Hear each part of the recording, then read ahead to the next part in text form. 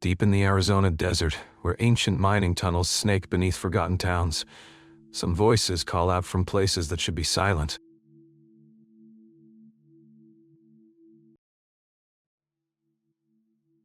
At 11:47 p.m. on September 23, 2021, the Cochise County Emergency Communications Center received the first of what would become 17 separate incident reports within 43 minutes. The calls came from Border Patrol agents, sheriff's deputies, DA operatives, and helicopter pilots, all reporting coordinated smuggling activity across a 12-mile stretch of desert near Tombstone, Arizona. Maria Elena Santos had been working the graveyard dispatch shift for nearly 3 decades. At 58 years old, she was known throughout southeastern Arizona law enforcement as the voice of calm in chaos, when multiple agencies needed coordination during complex operations near the international border. Santos was the dispatcher they requested by name. That night, Santos managed 7 different radio frequencies simultaneously. Border Patrol reported movement through abandoned mine shafts in the Dragoon Mountains.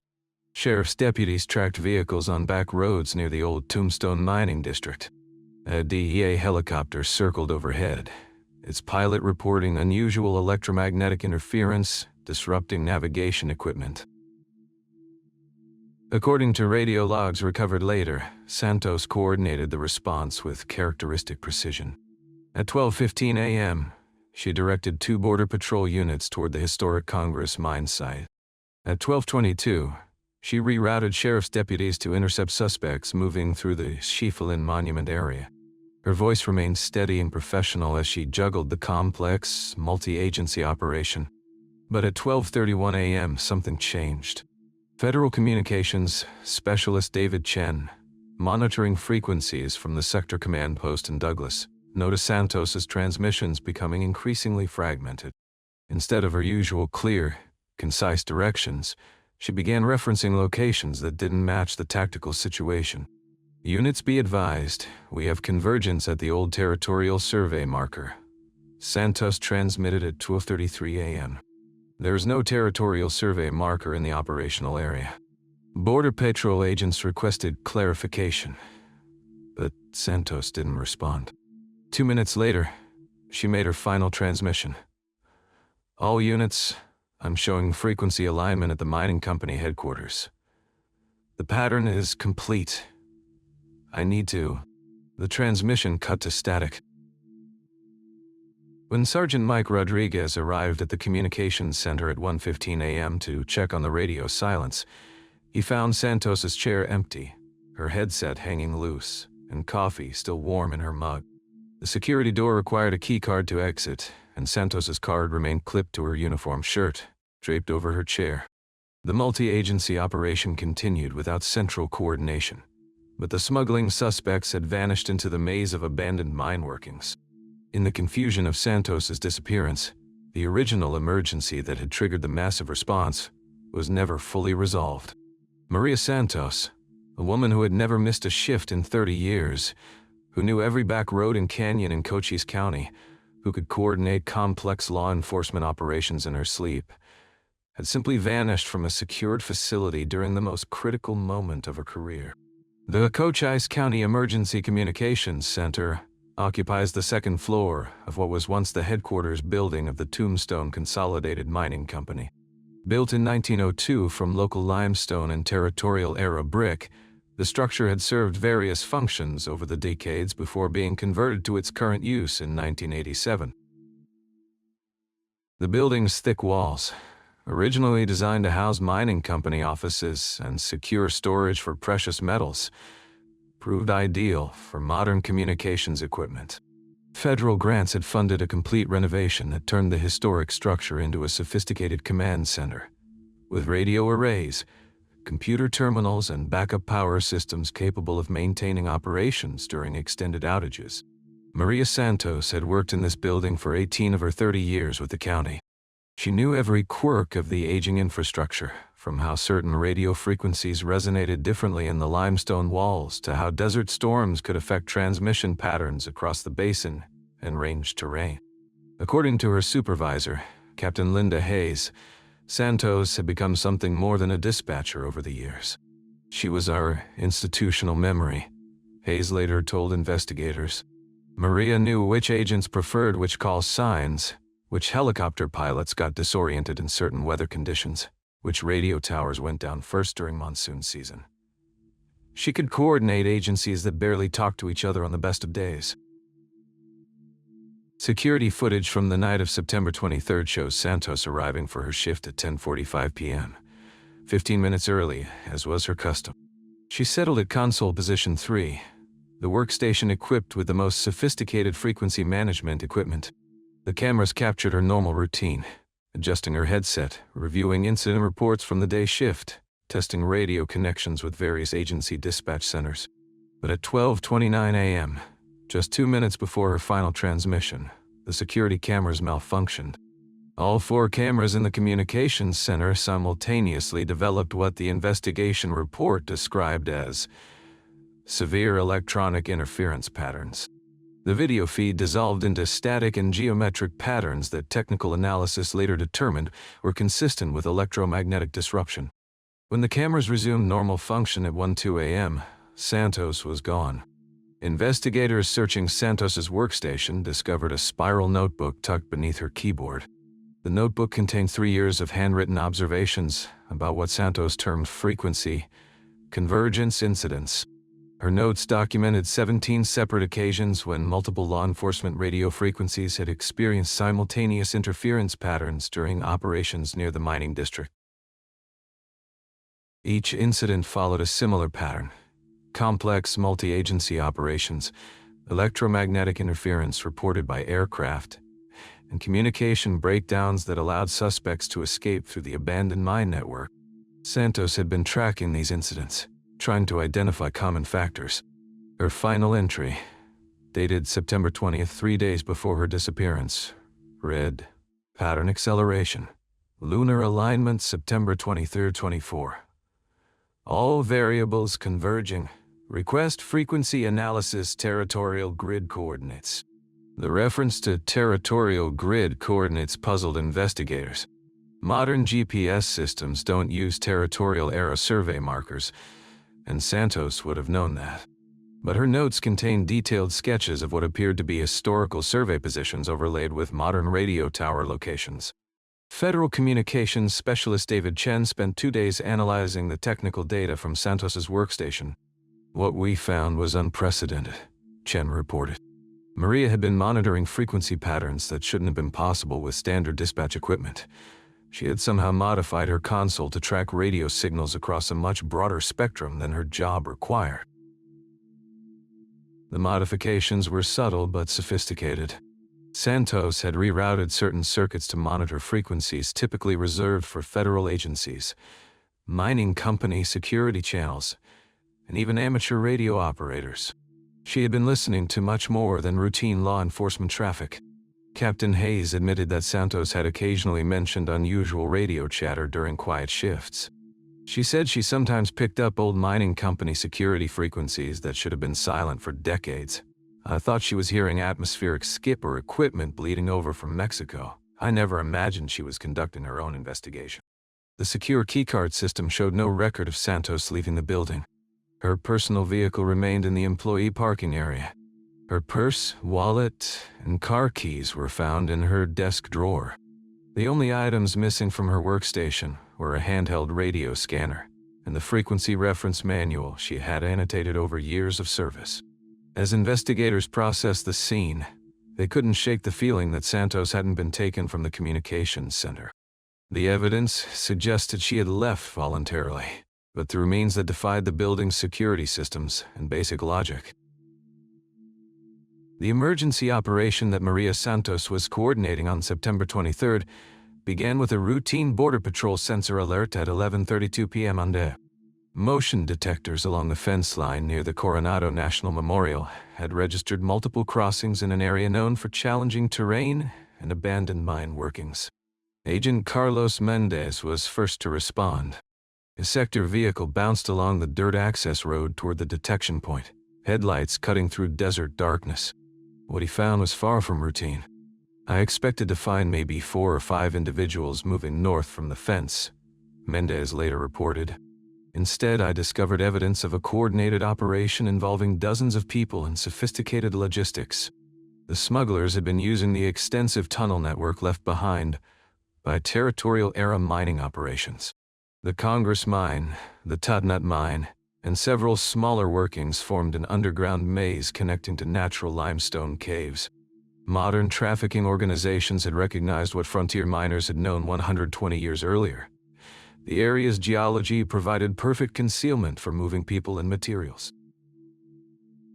Border Patrol helicopter pilot Sarah Chen reported unusual conditions from the air that night. About 15 minutes into the operation, my navigation equipment started going haywire, Chen told investigators. The GPS was showing my position jumping around by hundreds of yards. Radio communication with ground units became spotty. I've flown this area for 8 years and never experienced anything like it. The electromagnetic interference wasn't limited to aircrew aircraft. Ground units reported that their handheld radios were picking up fragments of conversations in Spanish and English that didn't match any known agency frequencies.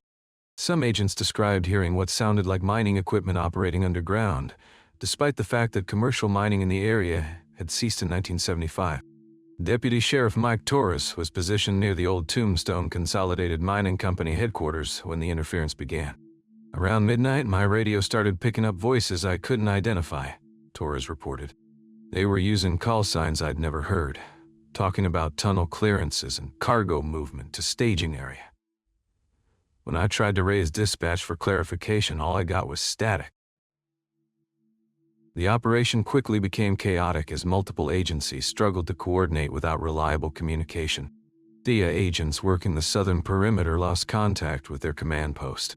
Sheriff's deputies found themselves operating blind, unable to confirm positions of other units. Border Patrol agents reported that their normal frequencies were being overwhelmed by unauthorized transmissions. It was during this communication breakdown that Santos began her series of increasingly erratic transmissions. Federal agents monitoring the operation from sector headquarters in Douglas noted that she seemed to be receiving information that wasn't coming through official channels. At 12:28 a.m., Santos directed units toward locations that weren't part of the operational plan. She referenced the territorial survey marker and mentioned convergence points that had no meaning in the context of a border interdiction operation. When agents requested clarification, Santos didn't respond through normal dispatch protocols. Agent Mendez, still positioned near the original sensor detection point, made a discovery that added another layer of complexity to the investigation. I found evidence of recent excavation work at the entrance to one of the sealed mine shafts, he reported. Someone had been removing rocks and debris that had been placed there decades ago. The work looked fresh, maybe a few days old. Inside the partially open mine entrance, agents discovered sophisticated communication equipment that had been recently installed. The gear included signal boosters, frequency scanners, and what appeared to be a makeshift control station with multiple radio units. All of the equipment was gone by morning, removed so thoroughly that only mounting brackets and cable fragments remained. The most puzzling aspect of the night's events was the timing. The smuggling operation, the communication interference, and Santos's disappearance all occurred within a narrow window around the new moon phase. Santos's notebook contained references to lunar cycles affecting radio propagation in the mining district, but federal communications experts dismissed the possibility as scientifically unfounded. By dawn on September 24th, the multi-agency operation had officially ended without arrests. The sophisticated tunnel network had allowed the smuggling operation to disperse into the maze of abandoned workings that honeycombed the area. Ground-penetrating radar suggested that the tunnels connected to natural cave systems extending for miles underground, making pursuit impractical and dangerous.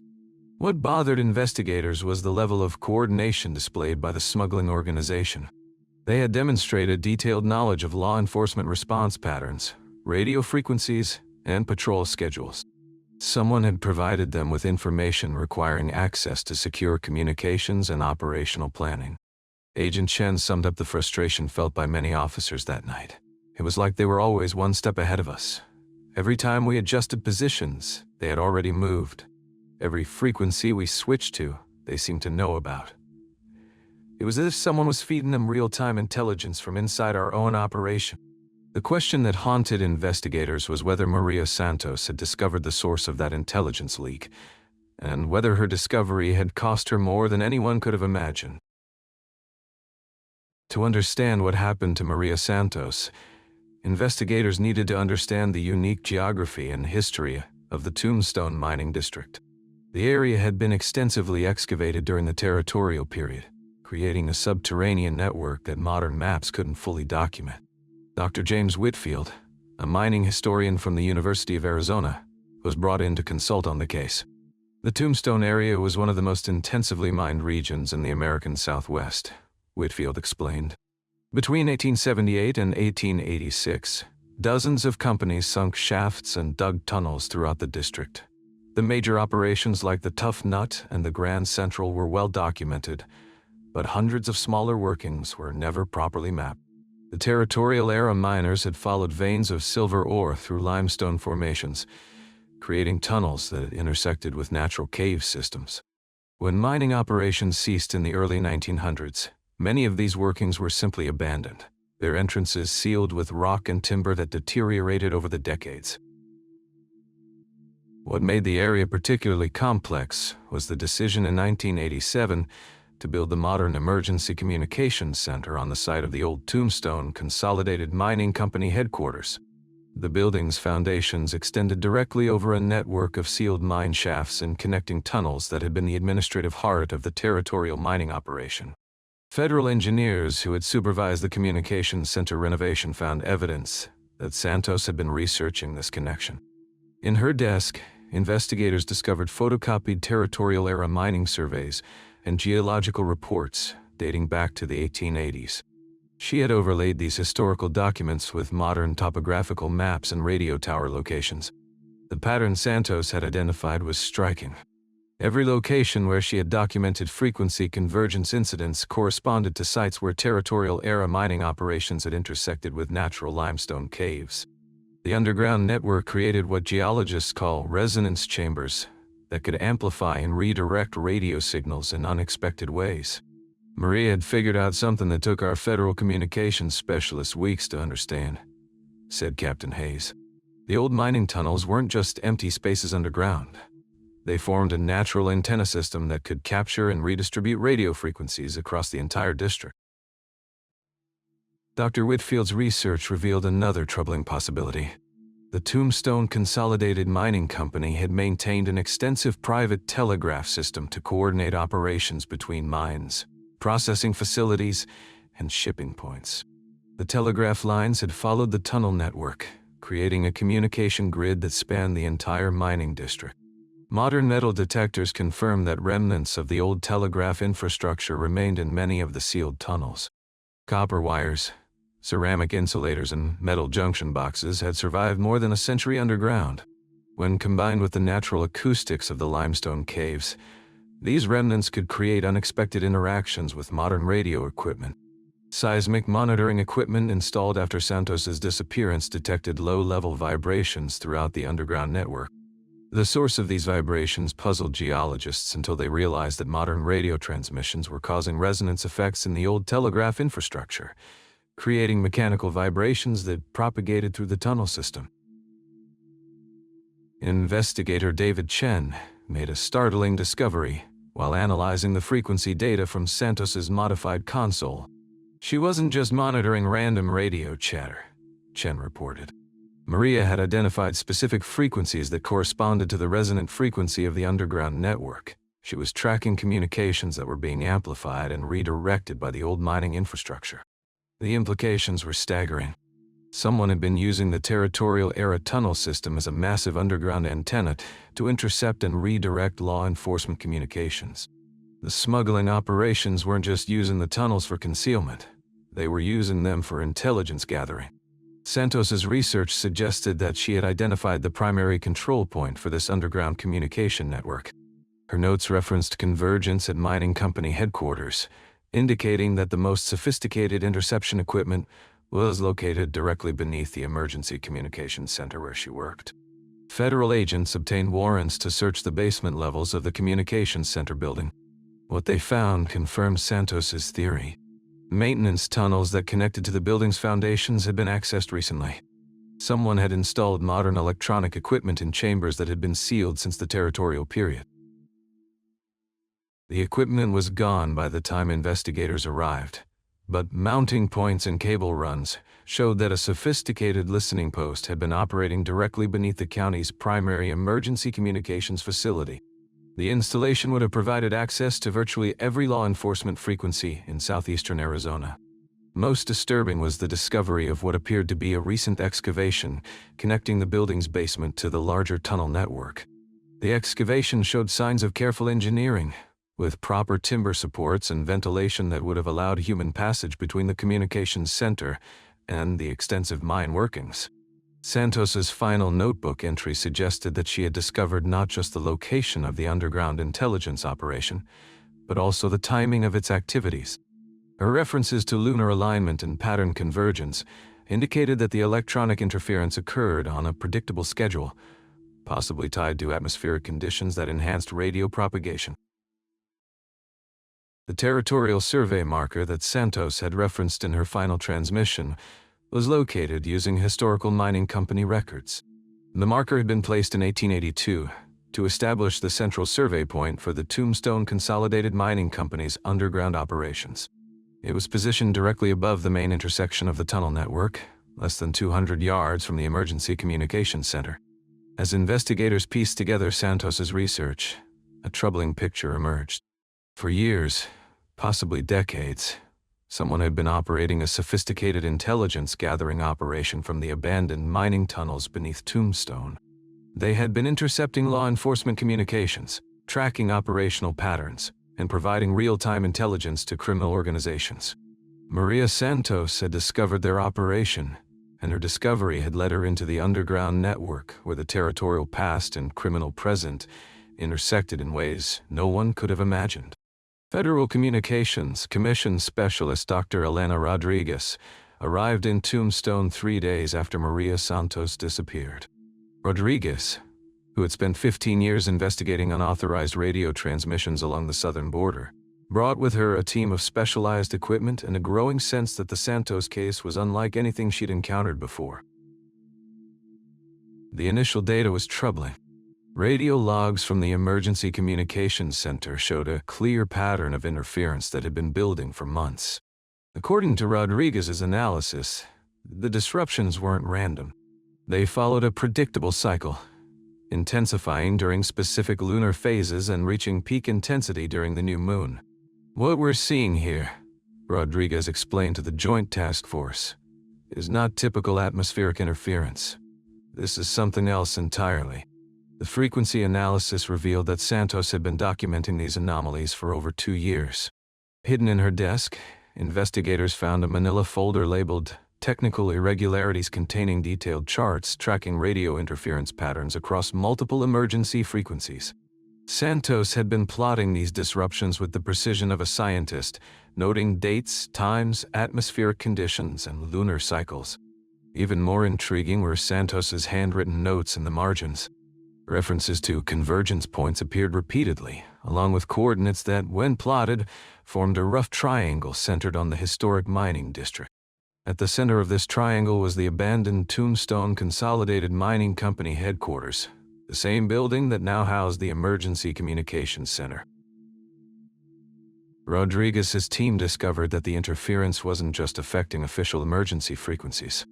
Unauthorized transmissions were being detected on rarely used portions of the radio spectrum, frequencies that required specialized equipment to access. The transmissions were brief, lasting only seconds, but they occurred with mechanical regularity.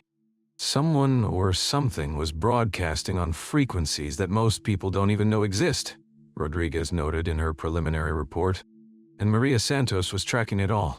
The technical analysis took an even stranger turn when Rodriguez examined the equipment in Santos's dispatch center.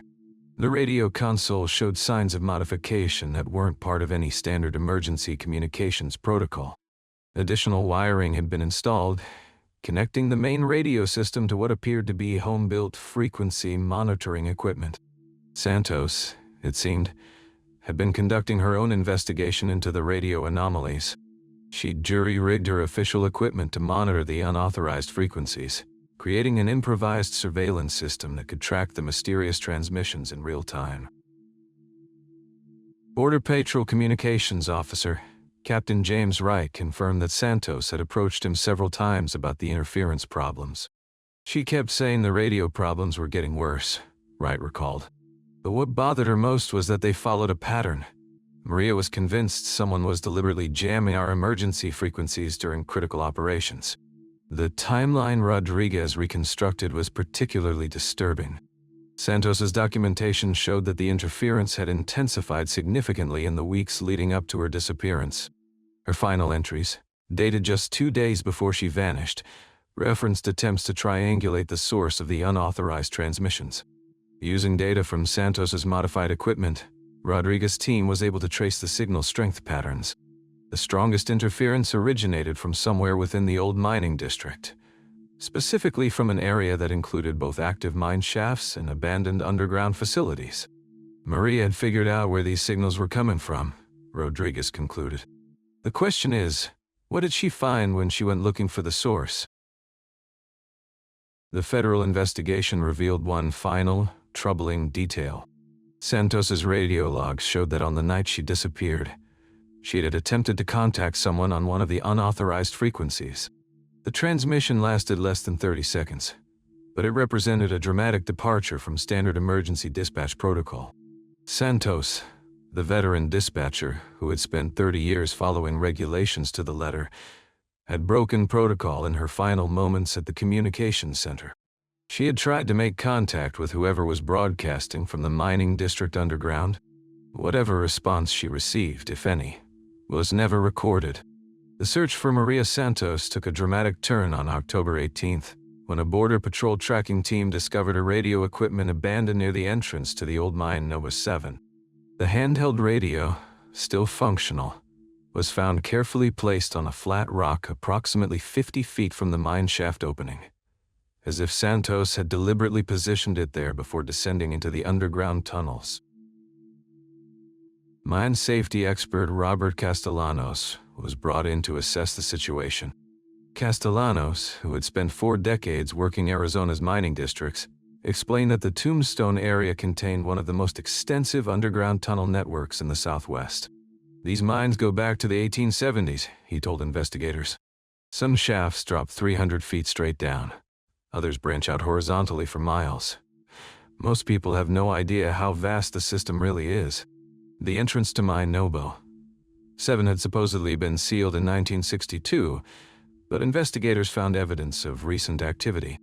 The metal grating that should have blocked access had been carefully cut and repositioned to appear intact from a distance. Someone had been using this entrance regularly, and recently. Sheriff's deputies equipped with mining lamps and safety equipment began the dangerous descent. What they found in the upper tunnels challenged everything they thought they knew about the case. The old mine showed clear signs of recent human habitation. Battery-powered LED lights strung along the walls, modern camping equipment, and most disturbing of all, a sophisticated radio installation built into a natural cave formation approximately 200 feet below ground.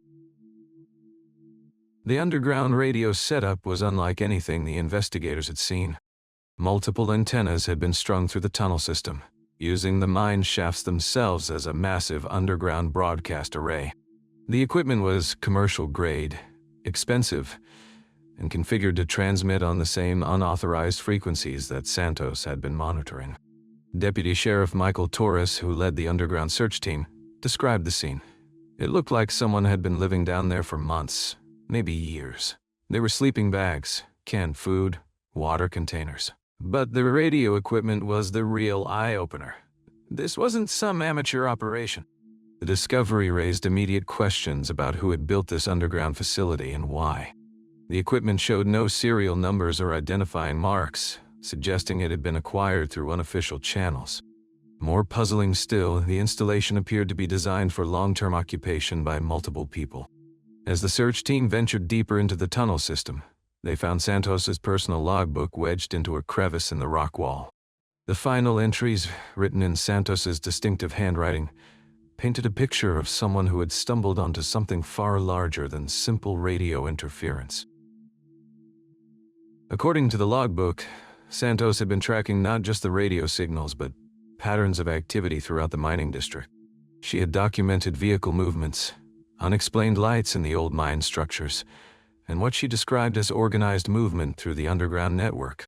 Her final entry, dated the night she disappeared, contained a single cryptic line: "Go into the convergence point. If something happens, check the old company records." Mining explosives expert Diana Hoffman was consulted about the structural integrity of the tunnels. Her analysis revealed something unexpected: traces of recent blasting activity in several areas of the mine system. "Someone has been modifying these tunnels," Hoffman reported, "creating new connections between different mine shafts, expanding natural cave systems. This is sophisticated engineering work." The blasting pattern suggested the creation of an integrated underground network, connecting mines that had previously been separate operations. The work would have required significant expertise, heavy equipment, and months of careful planning. It also would have been invisible from the surface, hidden beneath the desert landscape of Cochise County. Search teams following the modified tunnel system discovered multiple exit points, some emerging near active border patrol checkpoints, others opening into remote desert areas miles from any official crossing points. The underground network effectively bypassed every security measure designed to monitor movement along the international border. As investigators mapped the extent of the tunnel modifications, they found Santos's final piece of evidence: a detailed sketch showing the radio antenna configuration and notes about transmission schedules. The sketch revealed that Santos had figured out not just where the signals were coming from, but when and how they were being used to coordinate activities throughout the underground network. The search for Santos herself, however, remained fruitless.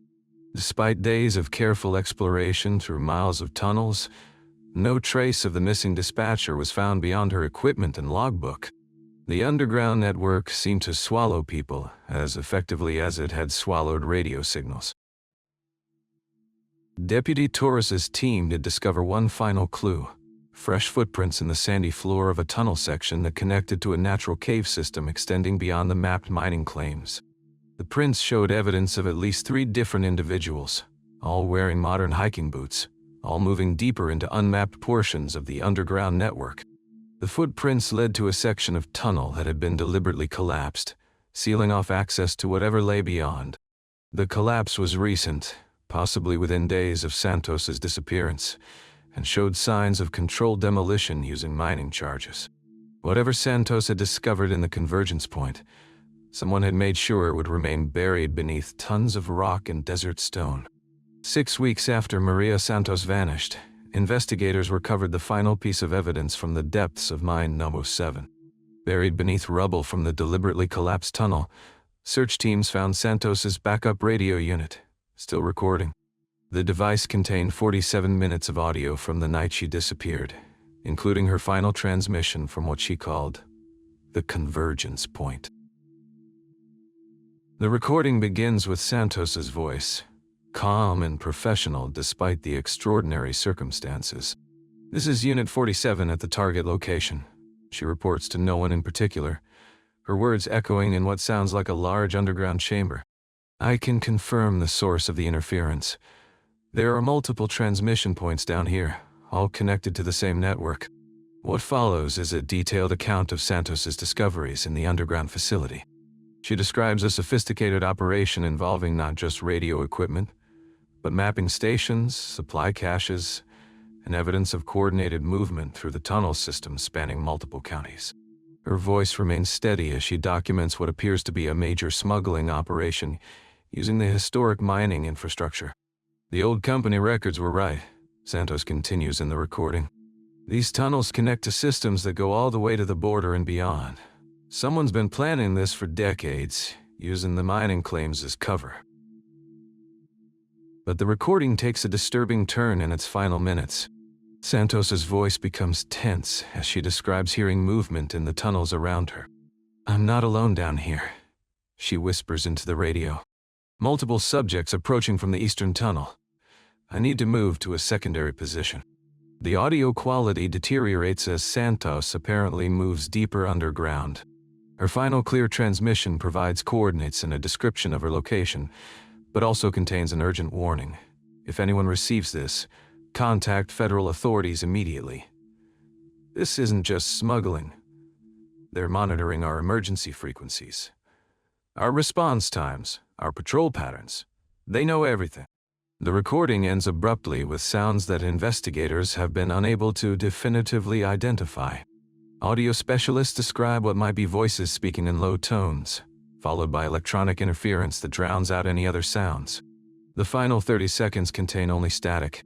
Federal investigators, working with local law enforcement, attempted to reconstruct Santos's final hours using the radio logs, her personal research, and the evidence recovered from the mining district. The picture that emerged was of a veteran dispatcher who had stumbled onto a sophisticated criminal operation that had been years in the making. The investigation revealed that Santos had been correct about the scope of the underground network. Ground-penetrating radar surveys commissioned by the FBI confirmed the existence of modified tunnels extending across multiple counties, connecting to natural cave systems that cross state and national boundaries. The engineering involved represented a massive undertaking requiring significant financial resources and technical expertise. However, by the time investigators fully understood what Santos had discovered, the underground facility had been systematically dismantled.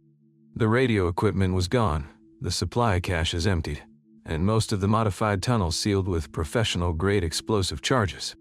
Whoever had been operating in the mining district had vanished as completely as Santos herself. The official investigation was suspended after 4 months due to lack of concrete evidence and jurisdictional complications. The case file, now classified as a federal matter, contains over 3,000 pages of documentation, but no definitive answers about what happened to Maria Santos, or who was responsible for the underground operation. Interviews with Santos's family and colleagues painted a consistent picture of someone who took her responsibilities seriously and who would never abandon her post without good reason. Her 30 years of service had been exemplary, her knowledge of emergency protocols encyclopedic, her dedication to public safety absolute. Maria would have stayed at that radio console through an earthquake if people needed help, her supervisor, Captain Linda Hayes, stated in her final interview. For her to leave during an active emergency meant she believed she had found something more important than the immediate crisis, something that threatened the entire system she had spent her career protecting. The Border Patrol reported a significant decrease in smuggling activity throughout the region following Santos's disappearance, suggesting that the underground operation had indeed been disrupted. However, federal agents acknowledged that the network's sophistication meant it could likely be rebuilt elsewhere, using different infrastructure and different methods. Radio interference in the Tombstone area dropped to normal levels after the tunnel collapses, but FCC monitoring stations continued to detect occasional unauthorized transmissions on the frequencies Santos had been tracking. The signals are brief, appear to be encoded, and originate from locations that change regularly across the southwestern desert. Maria Santos's case remains officially open, but inactive. Her emergency communications center has been relocated to a modern facility in Bisbee, equipped with new security protocols and redundant monitoring systems. A memorial plaque honoring her service hangs in the lobby, but her fate remains unknown. The old Tombstone mining district stands empty once again, its secrets buried beneath tons of collapsed rock and desert silence. Whether Santos found answers in those final moments at the convergence point, or whether the underground network contained mysteries that went beyond simple smuggling operations, may never be known.